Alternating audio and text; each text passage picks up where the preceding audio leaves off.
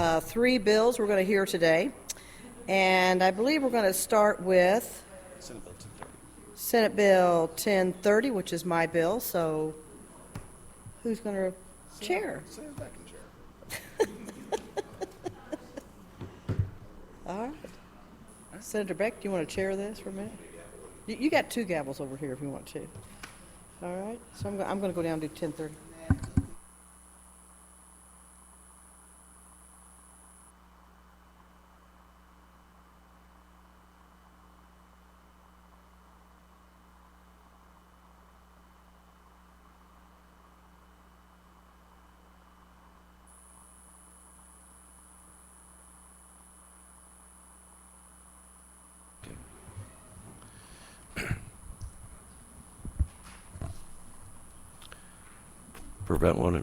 Present whenever you're ready, Senator. Thank you. Good morning, Mr. Chair, and for the record, Senator Carla Eslinger, representing the 33rd Senatorial District. Thank you so much for the opportunity to present Senate Bill 1030, an act that would modify licensure requirements for physicians, surgeons, including training requirements. This is a bill that provides a little bit more support to our Board of Healing Arts and some common sense. And as you are aware, we're going to switch. Okay. Thank you, Sandy. As you are aware, we're facing a critical shortage of physicians according to the Department of Health and Senior Service, and we need around 1,000 more physicians in our state to address this shortage. But unfortunately, this problem is being exacerbated by the Board of Healing Arts, who are not able to license qualified physicians in what they would even want to be able to do as a timely manner. So Senate Bill 1030 would help address this issue through several measures. First, it would eliminate an antiquated provision that applicants must provide or submit a high school and college transcript and diploma. It's a provision that is redundant, as high school and college transcripts are required to be admitted to medical school. So we have also seen the Board of Healing Arts require that things that are really not outlined in statute. So Senate Bill 1030 just makes it clear that the Board of Healing Arts will follow the letter of the law and not require documentation that is outlined in statute, that is not outlined in statute. So Senate Bill 1030 would also fix the current issue that the Board of Healing Arts has not been licensing physicians who are trained in what's considered to be a highly specialized subspecialty, because certain subspecialties are not accredited by the Accreditation Council for Graduate Medical Education. And this legislation would prevent those highly educated physicians to be licensed. And I know we're going to have some witnesses here that we're going to provide further details and elaborate on some of those subspecialties. In summary, basically, Senate Bill 1030 is going to help the physician licensure process by removing some antiquated statutes that don't speak to a physician's education level or talent, while making sure that our board is able to implement the statutory responsibilities and no other. With that, I'd be happy to answer any questions and give our witnesses here an opportunity to testify and address any questions you may have. Thank you, Senator. Any questions for the bill sponsor? Seeing none, first up in favor of Senate Bill 1030. Please come forward. Be sure to fill out a witness form and introduce yourself at the beginning of your testimony. Good morning. Good morning, committee. Oop. There we go. Okay, my name is Megan Travis Henderson with the Missouri Hospital Association, here to testify in support of Senate Bill 1030. As the senator explained, there can be quite a significant backlog in licensing physicians in the state of Missouri. We've experienced up to 6 months bringing new physicians into the state because of some really intense requirements that are only outlined in regulation and not in statute, and are extremely onerous for these highly trained individuals. So this bill just seeks to streamline things, like instead of having a physician do their own background check, just having the board do a background check on their behalf. They're really easy to request, and most other professions do that. To specifically address the language at the back of the bill, there are some very highly trained specialties that do not, because there are so few physicians trained in that area, they do not have an accredited program for postgraduate training. We've attempted to bring those individuals into the state of Missouri so that particularly children in Missouri can receive those services. And because of the lack of an accredited program existing in the United States, we've been unable to do that. So it doesn't affect very many people, but when we want those people to come in and help our patients in Missouri, this language would allow us to do that. I'm happy to take any questions. Questions for the witness? Seeing none, thank you for your testimony. Thanks. Next up, in favor of Senate Bill 1030. Seeing none, anyone here wishing to testify in opposition to Senate Bill 1030? Seeing none, anyone here for informational purposes only for Senate Bill 1030? Seeing none, Senator, any final comments? No, just thank you for the opportunity to present my bill. Thank you, Senator.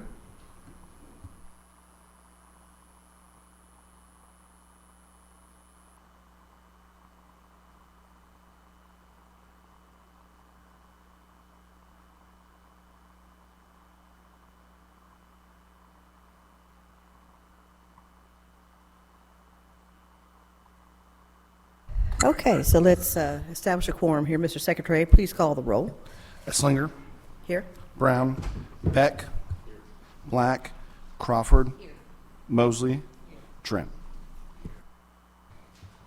Okay, so we have a quorum.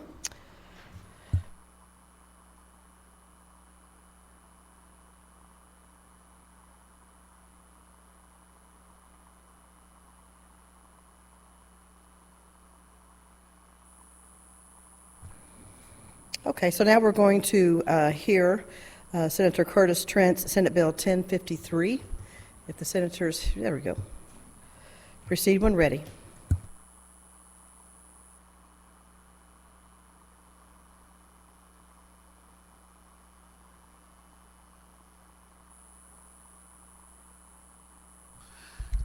Thank you, Madam Chairman, members of the committee. Curtis Trent, representing District 20. Senate Bill 1053 is very simply a temporary non-renewable licensing program for dietitians. Essentially, there is sometimes a gap between someone receiving their training and being able to do the job and getting their permanent license. And so we would like folks to be able to operate under a temporary license to kind of bridge that gap. And of course, there are some supervisory requirements in the bill to make sure that there's no issues with the quality of the service provided. But I believe this is a very straightforward bill that solves a very simple problem. With that, I'd be happy to answer any questions. Do we have any questions for our senator? Seeing none. Okay, from the committee. So now we will hear testimony from anybody who is in favor of Senate Bill 1053. Good morning. Mr. Chairman, members of the committee, thank you. My name is Lori Bourne. I'm the president of the Missouri Academy of Nutrition and Dietetics and a clinical dietitian at Phelps Health in Rolla. I would like to testify for this bill. We at Phelps Health recently had an opening for a dietitian that we're having a hard time filling. We hired a new graduate to start the day after her exam, but then when she didn't pass the exam the first time, we had to lay her off because that would have been practicing without a license. So this bill would allow new graduates to take some time, pass their exam, and be able to be employed in the workforce, as well as helping employers to fill gaps in rural areas where it's difficult to find dietitians. Okay, thank you. Any questions for this witness? Seeing none, thank you. Thank you. Do we have anybody else who'd like to testify in favor of? Please fill out a witness form. Thank you, Madam Chair, member of the community, for hearing Senate Bill 1053. My name is Jesse Bedke, and I'm with the Missouri Academy of Dietetics and work in a large healthcare system in Southwest Missouri. And in that system, I serve as the Administrative Director of Food and Nutrition Services. This bill is important to us because it delays the ability for us to hire those qualified individuals for up to 6 months after the completion of their master's degree and clinical experiences. This is difficult for hospitals because we have challenges filling our positions, and we really need to provide care for our patients, and this only increases financial burden on the hospitals because we then have to pay the licensed staff we do have overtime, critical staffing pay, in order to get the patient services provided. It also postpones and causes delay in the ability to staff especially rural areas, because sometimes you may only have one dietitian staffed in those hospitals. And if we have to wait that 6 months for them to get their licensure, then it enables us to not be able to provide care to the patients. And then again, our goal is to just be aligned with other healthcare professions in the state of Missouri. For Missouri hospitals and dietetic graduates, we need a solution to these challenges, and we believe Senate Bill 1053 is that. Thank you. Thank you. Do we have any questions for this witness? Senator Mosley?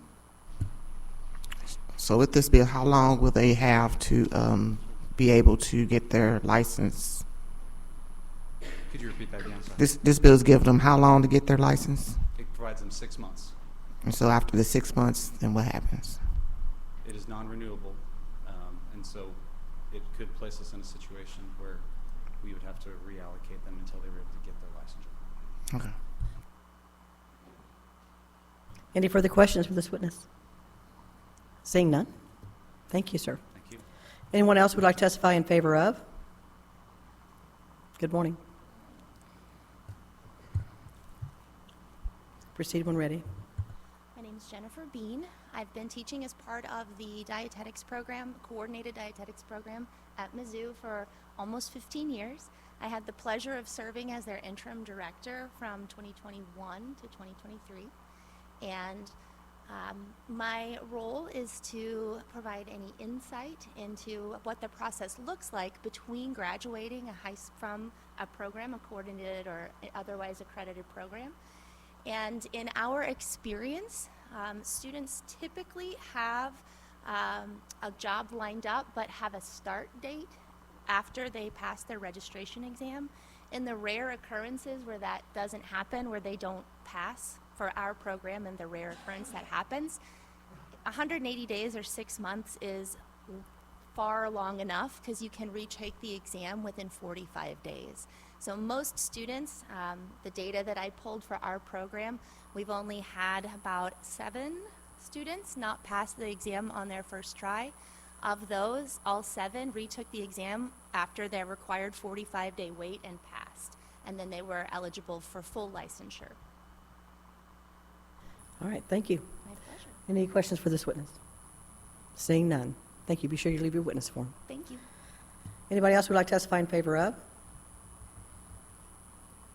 Good morning. Madam Chair, David Wynn here on behalf of Cox Health. Wanted to go on record and support the legislation, thank the sponsor and the committee for their time. Thank you. Any questions for this witness? Seeing none. Thank you, sir. Anybody else like to testify in favor of? Seeing none, would there be anybody who would like to testify in opposition to? Seeing none. Is there anyone here who is wanting to testify for informational purposes only?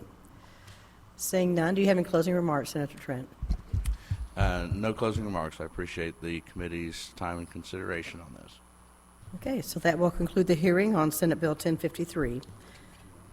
And so now we will hear Senate Bill 1351, Senator Tony Luetkemeyer.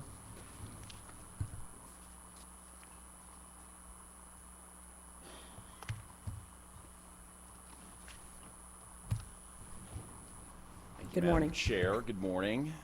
Madam Chair, members of the committee, for the record, Tony Luetkemeyer representing the 34th Senatorial District here today to present on Senate Bill 1351. So under current law, any major water user who withdraws or diverts water from any water source must register a document with the Division of Geology and Land Survey. That registration document includes personally identifiable information about the users of the water. And under current law, information on the registration document is not considered confidential and is subject to public records requests under the State Sunshine Law. So Senate Bill 1351 addresses the release of confidential information by ensuring that that personal information would not be released in response to a public records request under the Sunshine Law. This is intended to protect the water rights of Missouri's farmers. And with that, I'd be happy to answer any questions. Okay. Do we have any questions for Senator Luetkemeyer? Senator Beck. Yeah. Good morning. Morning. Hopefully you can understand me. So would this would protect anybody? I mean, this would be out-of-state folks coming in to divert water or use water in any way, right? I mean, this wouldn't just be Missouri farmers. I Actually, I don't know if I have the bill text in front of me right now to be able to answer that. But I think it would apply to all water users. Because I know there's a few issues with out-of-state companies coming in here from Texas and some other places and trying to divert water and or waste in some ways, and I was just curious if that protects them, and why would we be doing that, or why is this? What's the purpose of this bill? So the purpose of this, as I understand it, I know we'll have other witnesses that'll come and testify on this. So sometimes you'll have different environmental groups, and by environmental groups I mean environmental interest groups, not necessarily governmental groups, who will maybe come and harass farmers because they believe that their water consumption rates are over what that particular group thinks it should be, and you have people come and protest, things of that nature. And so what this is making sure of is that the confidential information of Missouri's farmers for their water usage rates. You can get water usage information, you just can't get name, address of farmer, personally identifiable information. That's it. But like I said, this would also be other groups, corporations, things of that nature. Well, I mean, my presumption is that most farms in the state of Missouri are corporations, are owned by LLCs or corporations. They're not typically owned just directly by an individual. Thanks. Yep. Any further questions? Seeing none. Do we have anyone who would like to testify in favor of? Good morning.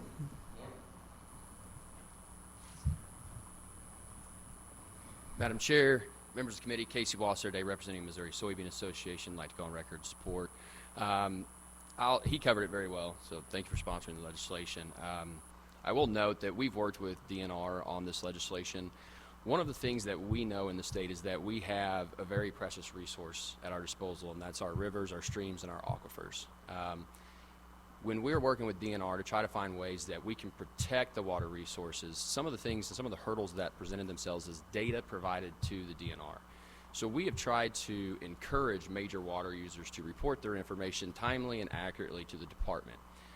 One of the hurdles that we find is we're going around the countryside and saying, hey, you're a major water user, which is someone that's using 70 gallons a minute or 100,000 gallons a day, is, well, we've seen what happens when people can use information, they misuse information, and I don't need people showing up at my doorstep to say, hey, you're using too much of the water, when in reality, you know, DNR does a really good job on tracking usage and using the information to defend our rights.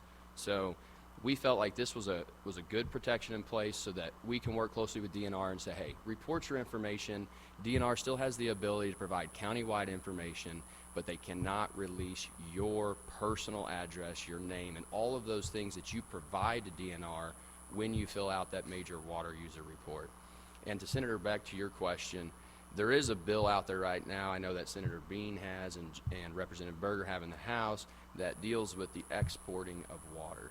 And in that instance, they would be issued a permit, so I think their information's already going to be made public because that public permit's going to be out there for information. So this is specifically a major water user that provides their personal information. We just felt like protecting that while making sure that the public has access to the overall water usage when it comes to farmers is a good policy for the state to have. And we'd be happy to answer any questions.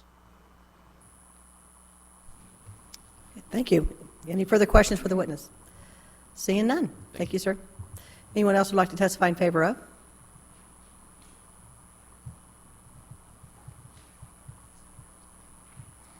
All right, good morning, Madam Chairman, members of the committee. Ben Travlis with Missouri Farm Bureau here to go on record in support. I think the senator and my counterpart with the Missouri Soybean Association covered this topic well, and so with that, be happy to answer any questions. Any questions for this witness? Seeing none. Thank you, sir. Anybody else like to testify in favor of?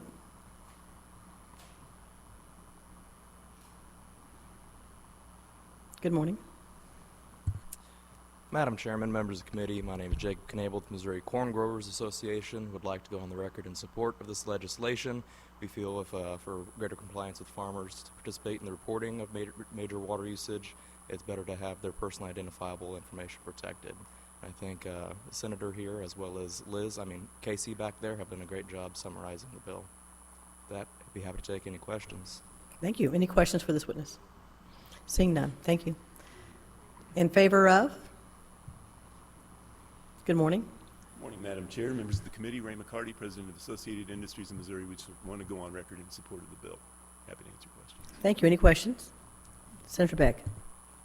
Good morning. Good morning. Do you represent farmers? No, and even though we don't have anyone who's directly affected by the bill, we have run into this same situation with other types of permits and things. And we think it makes sense in this case to protect that personally identifiable information while still allowing them to fully disclose everything to the department. You know, we want people to be honest with the department and fully disclose everything, but you don't want to put your name and address out there. That's just not necessary. Okay, so you'd be okay if we just limited this to agricultural land and farmers? Sure. Okay, thank you. Thank you. Any further questions for the witness? Seeing none. Thank you, sir. And any more in favor of? Seeing none. Anybody like to testify in opposition to? Good morning.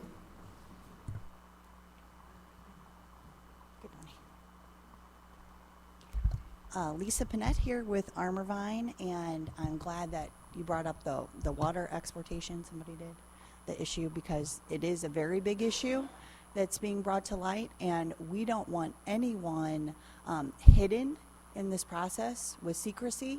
So even if it would be the agricultural land, we have a right to know who may be in partnership with other entities to ship out our water. We don't have a water problem right now. I think everybody thinks their water rates are low. We want to keep them that way. We don't have a problem with exportation. However, we believe that there's about ready to be one, and because there is going to be one, the public has a right to know exactly what's going on and who the players are that might be involved. Thank you. Thank you. Anyone have a question for this witness? Seeing none. Thank you, ma'am. Anybody else like to testify in opposition to? Ma'am, did you leave a witness form? Thank you. Thank you. Anyone else like to testify in opposition to? Seeing none. Informational purposes only. Seeing none. Thank you. Any closing remarks? Thanks for reading the bill. Absolutely. So that concludes the hearing. Let's see, on 1351. Now we will hear Senate Bill 1248. And Senator Trent will be presenting that bill. Are you right?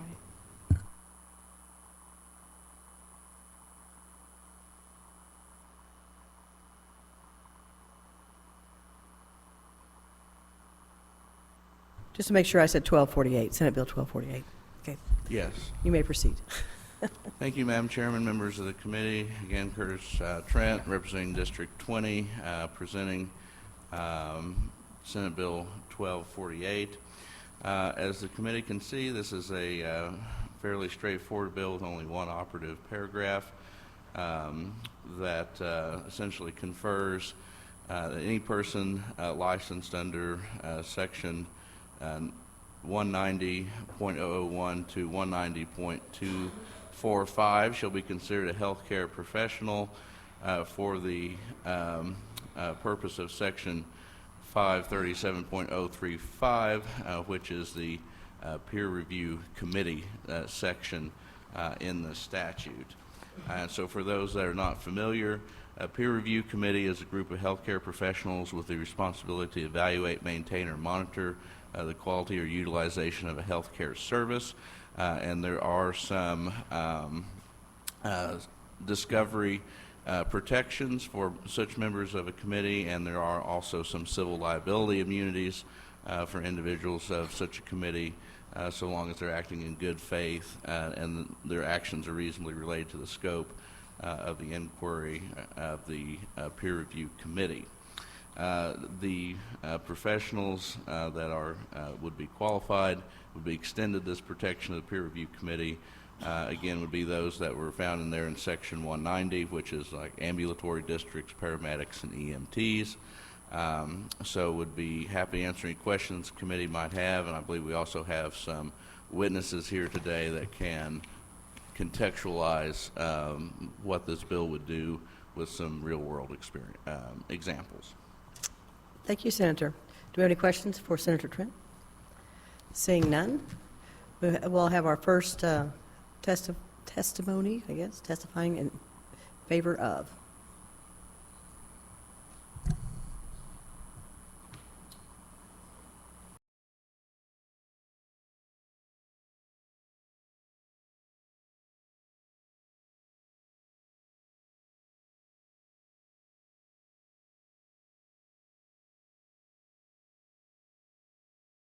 This is a fantastic idea and very specific to be able to include EMTs and paramedics in peer review process. I currently also serve as the medical director for the MU Air Medical Service. So I have some physicians and nurses that can sit in a room and talk about difficult cases and how to manage patients better. But I can't have paramedics that are also on that same aircraft taking care of that same patient sit in that room because they are not specifically listed in 537.035. There are also services, and of course I'm a much more rural catchment area, so there's a lot of EMS services that will not even participate when we try to do things such as regional-wide performance improvement. If I hit up Sheraton County or even Randolph County where I grew up to have some of those EMS agencies participate, they're often unwilling because of this perceived lack of coverage or liability based on what that final peer review work product is. So this is very specific language, I think, to solve a very specific problem, to be able to include EMTs and paramedics. And I'll just contrast, it does differ. 210.115 is the mandatory reporting language involved with child abuse. And there's a line in there that just says any other healthcare practitioner. This is not vague. This is a very specific issue to add EMT and paramedic to that peer review protection language. And I'll close by saying I tell the residents all the time that we learn much more from the patients where things don't go well than when things just go perfectly. How can we do better as an individual practitioner or as a system? And I've personally been involved with a legal matter where things did not go as planned. We vigorously reviewed that case amongst my group of surgeons, and it had absolutely zero impact on the patient's ability to still seek relief through the court. So anybody that believes that they were harmed by way of negligence, even though there's peer review product out there to try to improve how we perform, it does not limit the ability for somebody to seek relief in that regard. So I will fill out a form and have a little summary for you, and with that, take questions. Thank you, sir. Any questions? Senator Crawford.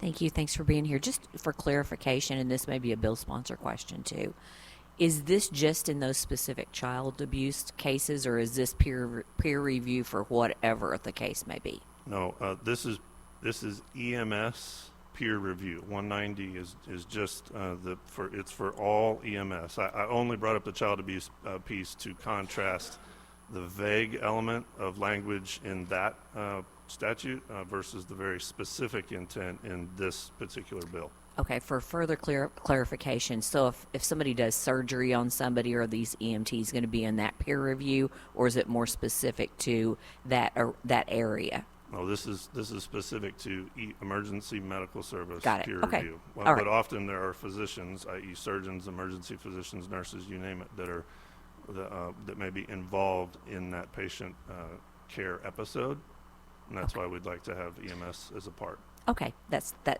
helps. Thank you. Yes, ma'am. Any further questions for this witness? Seeing none. Thank you, sir. Thank you. Anybody like to testify in favor of? Good morning.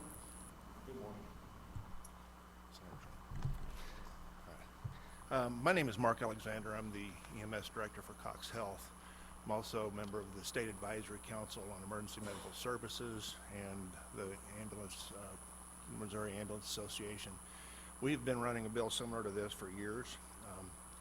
This is perhaps if you've taken a ride or a loved one has taken a ride in an ambulance, you realize that that is not the end of their journey when they arrive at their destination.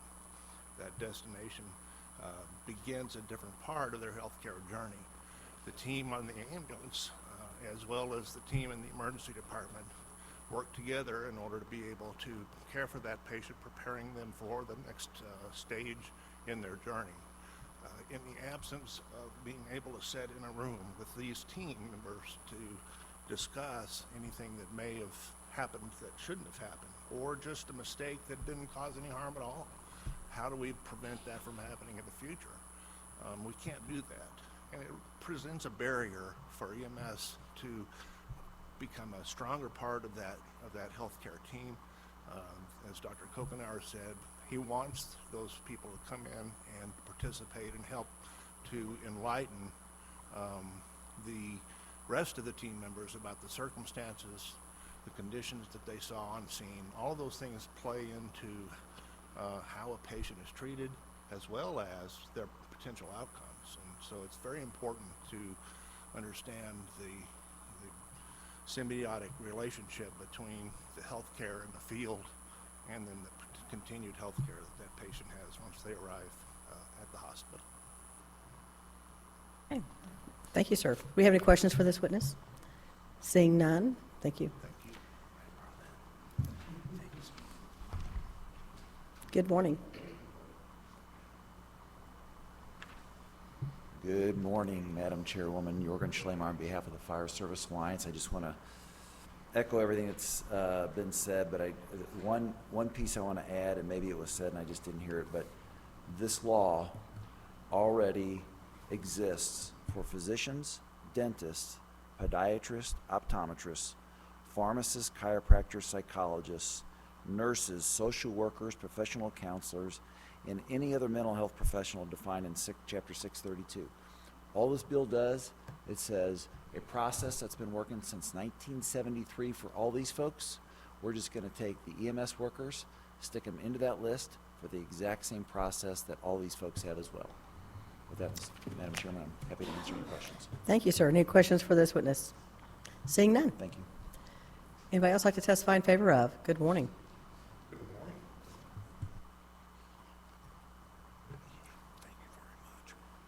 Madam Chair, members of the committee, Trent Ford, on behalf of the Ambulance District Association of Missouri, here to support the bill. I don't think I could have said it any better than what Jorgen did. I'll let it stand at that. Thank you. Any questions for this witness? Seeing none. Thank you, sir. Anybody else like to testify in favor of? Good morning. Madam Chair, members of the committee, Brent Tempill here on behalf of the Missouri Ambulance Association. Mr. Schlemer stole my testimony, so I just want to go on record in support of this bill. Thank you, sir. Any questions for this witness? Thank you. Anybody else like to testify in favor of? Good morning, Madam Chair, members of the committee, Adam Rakert here on behalf of the Melville Fire Protection District. I want to echo comments of the previous witness and go on the record in support. Thank you, sir. Any questions for this witness? Seeing none. Thank you. Anybody else like to testify in favor of? Do we have anybody here like to testify in opposition to? Good morning. Good morning, Madam Chair and members of the committee. My name is Rachel Claridge, appearing on behalf of the Missouri Association of Trial Attorneys in opposition to Senate Bill 1248. Our main concern lies with the issue of privilege and privileged information. And the way that when information is submitted to these peer review committees, the information then becomes privileged. So the idea behind privileged information is that it's sacrosanct. It's not to be messed with. And normally it's reserved for the most intimate of relationships. So between you and your doctor, you and your lawyer, or you and your pastor. So when,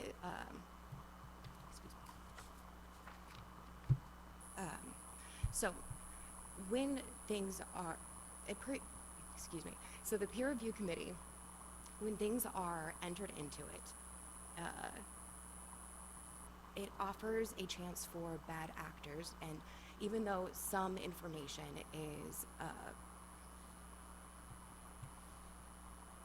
I'm so sorry, excuse me.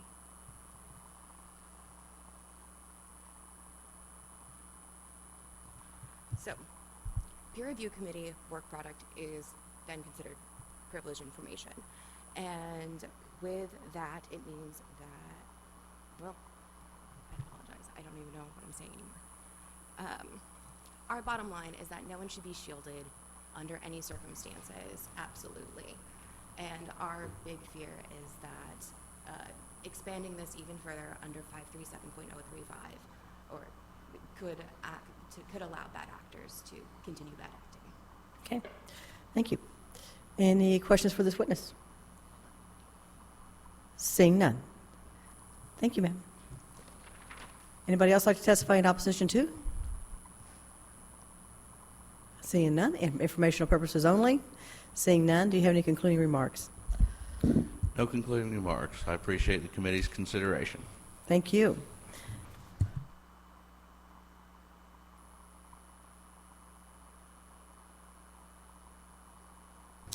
Okay, so that concludes the hearing. So now we're going to start, and we're going to move into executive session. I move that we go into executive session. Do I have a second? Received a second. I have a motion and a second. All those in favor say aye. Opposed, nay. The ayes have it. We are in executive session. So now I'm going to move that we bring Senate Bill 875 before the committee. Do I have a second? Thank you. The bill is before the committee. I have a Senate committee substitute, and I move that we adopt Senate committee substitute for Senate Bill 875. Do I have a second? Thank you. Okay, the committee substitute for fixes some language errors that were made when the bill was originally filed. So this language works for FBI, Missouri State Highway Patrol criteria, and the committee substitute does not change the intent of this bill. And as a reminder, this legislation is needed for both the Highway Patrol and the professional registration to continue to do their background checks. Is there any discussion on the substitute?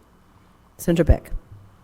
I just want to make sure that originally the bill was if you do fingerprints, they shall use this process, and then, but they still may, all the groups may do it, correct? It's not a shall. Just a minute. I believe that's the case, but I just want to make sure that that is the case. I'm looking over at Senate Research. Is that right? Can you answer that? Okay. Yes, okay, Right. thank you. Okay. Any more discussion? Seeing none. All those in favor of adopting Senate Committee substitute say aye. Aye. All opposed say nay. The ayes have it. You have adopted the Senate Committee substitute. Now I move that we do pass Senate Committee substitute for Senate Bill 875. Do I have a second? Thank you. Any further discussion on do pass motion?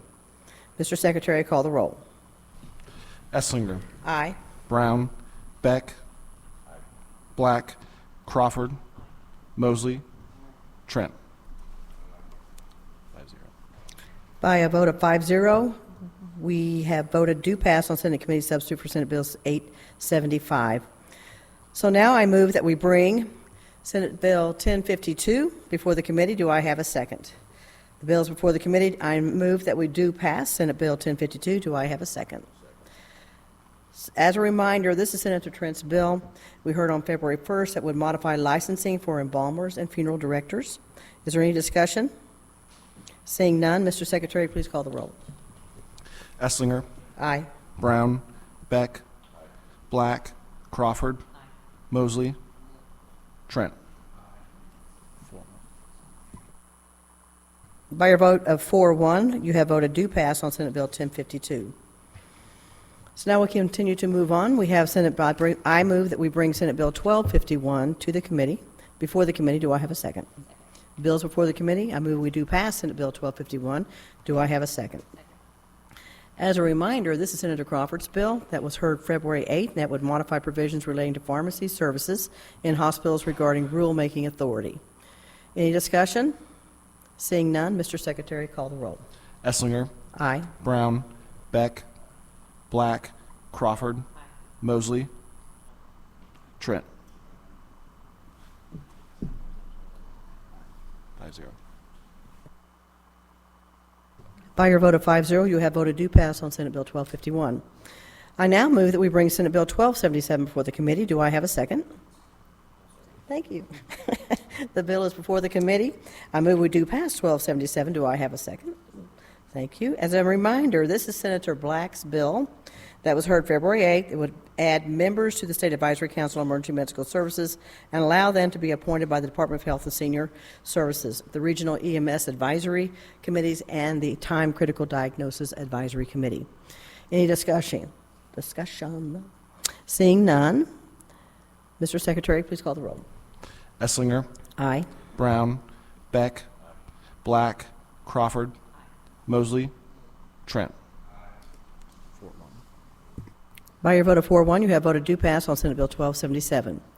I move that we bring 1287 before the committee. Do I have a second? Bill before the committee. I move that we do pass Senate Bill 1287. Do I have a second? Thank you. As a reminder, this is Senator Crawford's bill again that was heard on February 8th that would allow an entity contracted with a correctional center to be allowed to practice dentistry. Any discussion? Seeing none, Mr. Secretary, call the roll. Eslinger, Aye. Brown, Beck, Black, Crawford, Mosley, Trent. By your vote of 5-0, you have voted do pass on Senate Bill 1287. So now I make a motion that we are going to move out of executive session and resume our regular hearing. Do I have a second? Thank you. All those in favor, say aye. All those against, we have left executive session and resume our regular hearing. Now I go to adjournment. No further business before this committee. I move that we adjourn. I have a second. We are adjourned. Thank you.